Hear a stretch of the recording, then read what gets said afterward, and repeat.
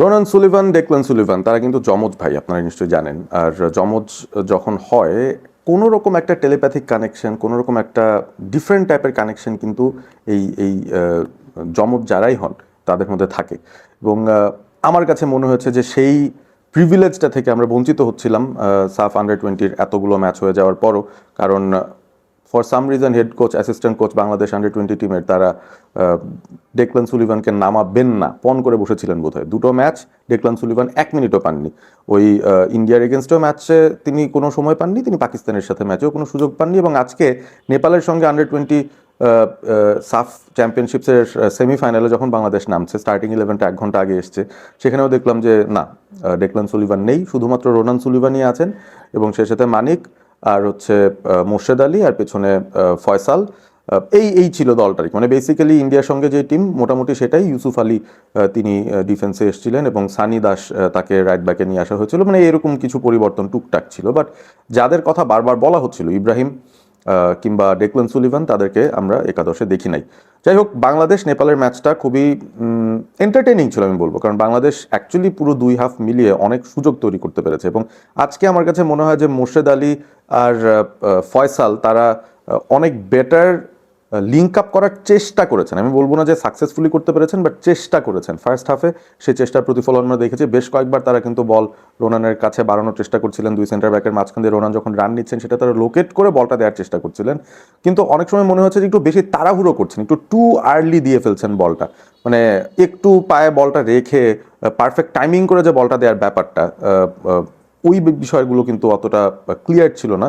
অনেক সময় মনে হতে পারে যে হ্যাফাজার্ডলি দিচ্ছে বলটা, তবে বল যোগান দেওয়ার একটা প্রচেষ্টা অন্তত ছিল শুরু থেকে, সেটা আমরা ফার্স্ট হাফে অন্তত দেখেছি। এবং বেশ কিছু ভালো চান্সও পেয়েছিল। ফয়সাল খুব ভালো একটা চান্স পেয়েছিল শুরুর দিকে 6-7 মিনিটের ভেতরে। মোর্শেদ আলী খুব ভালো অপরচুনিটি পেয়েছিল।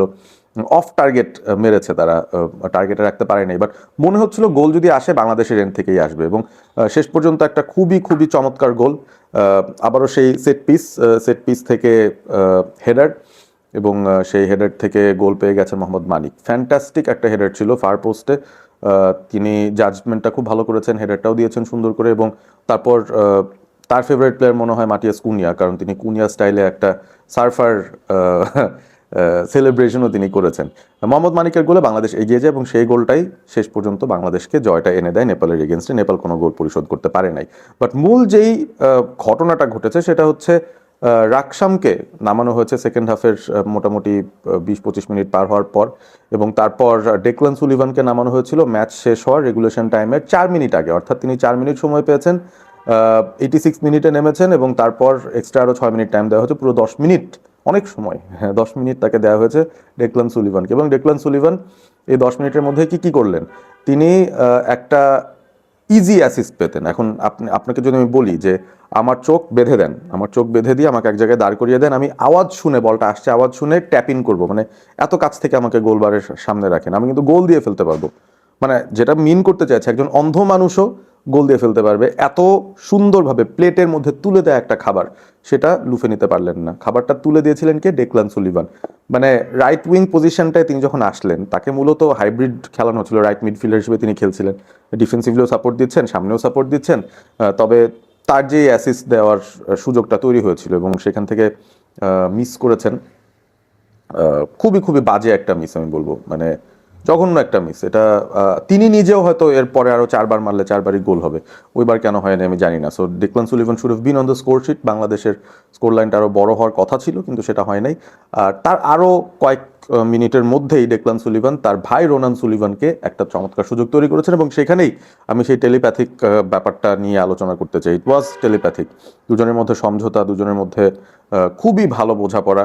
এবং রোনান সুলিভান যে রানটা নিচ্ছিলেন, সাধারণত আপনি এই ধরনের পাস এই লেভেলে খুব একটা বেশি দেখবেন না, এই লেভেলের ভিশন খুব একটা দেখবেন না। But Declan Sullivan found his brother, কারণ তিনি জানে যে রোনান এদিক দিয়ে যাবে, তারা ছোটবেলা থেকে একসঙ্গে খেলছে।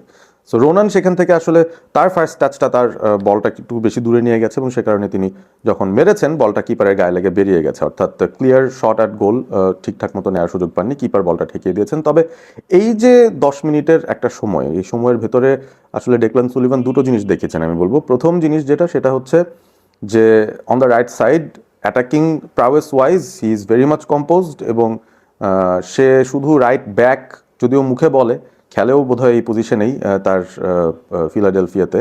তবে তার অ্যাবিলিটি যা রয়েছে সেটা দিয়ে তাকে অ্যাকচুয়ালি রাইট মিডফিল্ডার হিসেবেও আপনি খেলিয়ে দিতে পারবেন। I don't think that will be a problem. মানে he can be very creative, এই বিষয়টা বোঝা যাচ্ছে। হি হ্যাজ দ্য কম্পোজার, অনেকটা রোনান সুলেভানের মতোই, তারও কিন্তু কম্পোজারটা বেশ ভালো। মানে সে বুঝে কোন টাইমে বলটা রাখতে হবে, কোন টাইমে ছাড়তে হবে, কোন টাইমে বলটা নিয়ে এগিয়ে যেতে হবে, কোন টাইমে শ্যুটটা করতে হবে।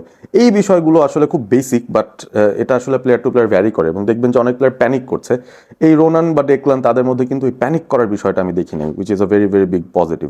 সো খেলালে দুই ভাইকেই খেলান, মানে ব্যাপারটা এরকম যদি হয় তাহলে আমার মনে হয় বাংলাদেশের আন্ডার-20 এই টিমটার জন্য উপকারী হতো। এবং অ্যাকচুয়ালি যদি পাকিস্তান বা ইন্ডিয়ার সঙ্গে একটু আগে তারা একসঙ্গে খেলতেন কোনোভাবে, তাহলে কিন্তু ফাইনালে শুরু করিয়ে দেওয়ার মতো একটা সিচুয়েশন তৈরি হয়ে যেত। Because I think Declan Sullivan will give a tight fight. এই যে সানি দাস, তিনি রাইট ব্যাক পজিশনে আজকে খেলেছেন, তাকে টাইট ফাইট দেওয়ার মতো অ্যাবিলিটি রাখেন Declan Sullivan, if not better. So 10 মিনিটের ক্যামিও পারফরমেন্স দিয়ে প্রথমবার জাতীয় দলের জার্সি পরেছেন, সেটার বেসিসে আমি তাকে আকাশে উড়িয়ে ফেলবো ব্যাপারটা এরকম না। বাট যতটুক দেখিয়েছেন ওই 10 মিনিট আসলে প্রমাণ করে দেয় কেন আমরা এত করে চাইছিলাম যে ডেকলান সুলিভানকে নামানো হোক। আমরা একটু দেখি তিনি কি করতে পারেন। রোনানের সঙ্গে তার কানেকশনটা যত বেটার, বাংলাদেশের জন্যই তত সুবিধা। আমি জানি না কেন আমরা এই সুবিধাটা জোর করে নিচ্ছি না। যাই হোক, ফাইনালে আমরা চলে গেছি। ফাইনালি ইন্ডিয়ার সঙ্গে আমাদের খেলা হবে, এবং খেলা হবেই এপ্রিলের 3 তারিখে। সাফ under-20 চ্যাম্পিয়নশিপসের final, Bangladesh versus India. আশা করবো সেই ম্যাচেও পজিটিভ রেজাল্ট আমরা বের করে ম্যাচটা জিতবো, চ্যাম্পিয়ন হব।